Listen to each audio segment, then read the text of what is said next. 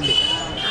मसौरी के गाने में फुटबॉल का टूर्नामेंट स्टार्ट किया जा रहा है। तो जब तुम मेरे समझ से तुम गाड़ी ले जा रहे हो, मैं सबसे पहले आयोजकों को बहुत बहुत धन्यवाद देना चाहूंगी कि कोरोना काल के बाद हम लोग 2 साल तो कोरोना को इस तरह से झेले हैं कि अपनों को खोया है। कोई ऐसा परिवार नहीं है छूटा हुआ जिसमें एक आदमी का या 2 आदमी का कोरोना के वजह से जान नहीं गई हो। हर परिवार को कोरोना टच किया है। 2 साल पहले यहाँ टूर्नामेंट हुआ था और आयोजकों से हमारी बात हुई तो उन्होंने कहा कि 2 साल तो भाभी हम लोग ये सब कोरोना काल के कारण यहाँ टूर्नामेंट नहीं करवा सके, लेकिन अब थोड़ा लगता है कि हमारा बिहार, हमारा भारत कुछ कोरोना काल से उभर रहा है। इस बीमारी को हम लोग मात दे चुके हैं, तो फिर से हम लोगों ने टूर्नामेंट का आयोजन किया है। और आज आयोजकों के कारण, इन्होंने आज जो टूर्नामेंट करवाया उस कारण से हम सभी लोग एक साथ हैं। इसलिए मैं यहाँ के आयोजक को जो टूर्नामेंट करवा रहे हैं उनको मैं बहुत बहुत तहे दिल से धन्यवाद देती हूँ। मेरा अपनी सोच है कि मसौरी भारत के पटल पर अपनी पहचान बनाई है खेल कूद में। कहने का मतलब है कि आज मेरा युवा पीढ़ी जो है जो क्रिकेट की ओर ज़्यादातर अग्रसर हो गया है और मसौरी मेरा जो ऐतिहासिक था वो फुटबॉल मैच पर हमेशा इस मैच फील्ड में हमेशा सालाना 4 से 6 मैच फुटबॉल का हुआ करता है। लेकिन युवा पीढ़ी जो नए क्रिकेट का आगाज दिए हैं उनके लिए मैं उनको धन्यवाद देता हूं। कारण है कि कुछ हमारी सरकारी व्यवस्था का कमी रहा है कि हमारे खिलाड़ियों पर कुछ ध्यान विशेष नहीं दिला पाते हैं और परिस्थिति भी कुछ हम लोगों का ऐसा है कि पिछड़ी क्षेत्र से हम लोग बिलोंग करते हैं और उसके लिए अगर खिलाड़ी बनता है तो उसको जीवन यापन करने के लिए जरूरत है, पर परिवार होते हैं। तो अगर हमारी सरकार इस तरह के खिलाड़ियों को अगर प्रोत्साहित करता तो हम आगे बढ़ते। खेल के लिए ये फील्ड अनुकूल नहीं है। खिलाड़ी यहाँ पे फुटबॉल के लिए या क्रिकेट खेले अगर गिरते तो उनका गोर हाथ छूट जाता है। आदर्श ग्राउंड के मतलब होता है कि वहाँ पे घास वगैरह सारा चीज है। तो इस लहजे से आप लोग क्या काम कर रहे हैं? जैसे गांधी मैदान की बात है तो इसका पुनर्निर्माण किया गया था, लेकिन जिनके द्वारा पुनर्निर्माण किया गया उनसे कुछ कमियां हुई। ऐसा नहीं हुआ कि इससे कुछ विशेष बेनिफिट हो रहा था। जब कैरेज की बात थी तो उस समय थोड़ा सा उनको परेशानी होती, कहीं से मिट्टी की व्यवस्था करते और अगर आज मिट्टी भरा हुआ रहता तो आज भरा भूरा ये मेरा मैदान रहता। उस समय राज्य में भी आप ही की सरकार थी और नगर परिषद में भी आप ही की सरकार थी, फिर भी इतनी बड़ी छूट कैसे हो? नहीं, अब जैसे होता है कि अब व्यक्तिगत मैं क्या कहूँ, कुछ ऐसे लोग होते हैं कि कुछ काम करते हैं तो सामाजिक स्तर पर उनसे विचार विमर्श करके काम करते हैं तो अच्छा होता है। और अगर हमें पावर मिली और व्यक्तिगत अगर हम काम कर रहे हैं तो कहीं कहीं भूल चूक हो जाती है, उसी का नतीजा है। इस समय आप नगर के भी सदस्य हैं, नगर परिषद के? मेरी पत्नी है, पिता भी है। तो इस परिपेक्ष से मसौरी के इस ऐतिहासिक गांधी मैदान के कायाकल्प के लिए आप क्या कोशिशें कर रहे हैं? देखिए, इस समय हम तो आज से मैंने 1.25 बरस पहले हम कार्यकारी अध्यक्ष के रूप में काम कर रहे थे नगर परिषद का, और इसका एस्टीमेट भी हम लोग बनवाए थे कि 5-6 भाग में घास उपजाने का काम कर रहे थे कि इसमें बोरिंग करवा के और एक छोटा छोटा भाग करके हम लोग घास उपजाएंगे और इसको हरा भरा करेंगे।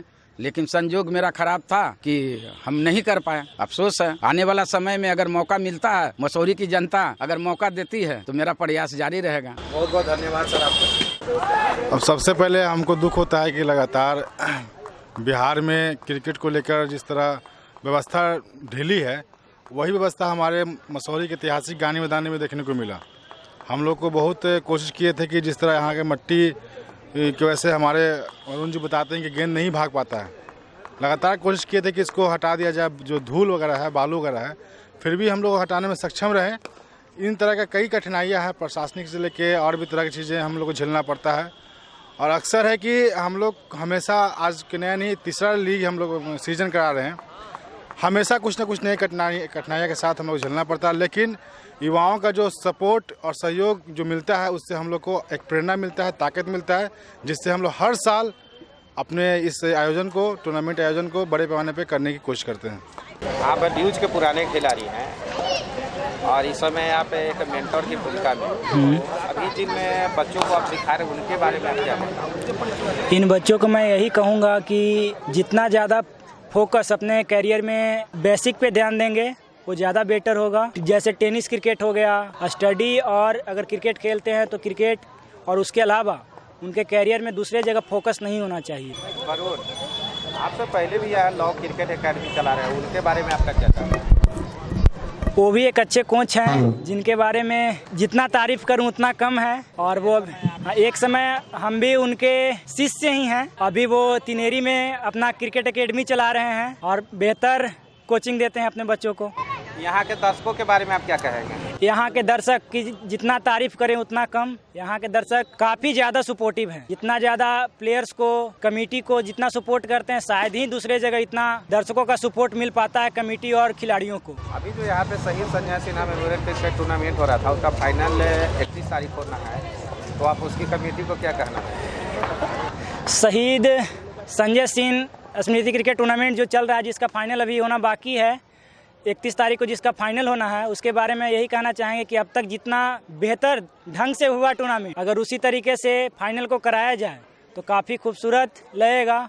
और अब तक का प्रदर्शन, मतलब क्या बोलते हैं, अब तक का आयोजन बहुत बेहतर रहा है। वरुण जी, आपको पूरे टूर्नामेंट के लिए और भविष्य के लिए RBS और मसौरी प्लस की तरफ से बहुत बहुत शुभकामनाएं। जिन्हें इस देश में हमें इज्जत मिली। आज दुनिया का जो विकसित राष्ट्र है, उसके विकास के दायरे को, उसके मानक के रूप में खेल को हम स्वीकार करते हैं। जो जितना मेडल लेता है वह विकसित राष्ट्र के रूप में माना जाता है। इसलिए यह सबसे उच्च मानक है हमारे जीवन दर्शन का, हमारी सभ्यता का, हमारी संस्कृति के विकास का। और भारतीय संस्कृति में खेल का बड़ा महत्व रहा है। भगवान कृष्ण इसके नायक रहे और खेल में उन्होंने विश्व, जो समाज के लिए विष था, उसको अमृत में बदलने का वातावरण का काम किया। इसलिए हम मानते हैं कि खेल के मैदान से सृजन का एक उद्घोष होता है और प्रतिवर्ष नौजवान खिलाड़ियों में एक संकल्प, गिरने का, उठने का जिजीविषा पैदा होती है। जो हारता है वो जीतता है, जो जीतता है वो हारता है, और इस दर्शन से जीवन के विकास के, क्रमिक विकास का रास्ता प्रशस्त करता है।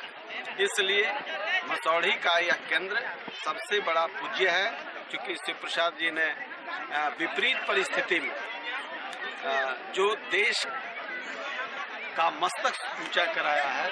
मोहन बगान जो एक समय में खेल में अपनी अलग पहचान रखता था, आज भी रखता है, उस केंद्र को एक नया ऊंचाई देने में उनका हाथ रहा है। सर, आप यहाँ के आयोजक को क्या कहना चाहेंगे? आयोजक तो समझिए कि चांद तोड़ने जैसा काम कर रहे हैं।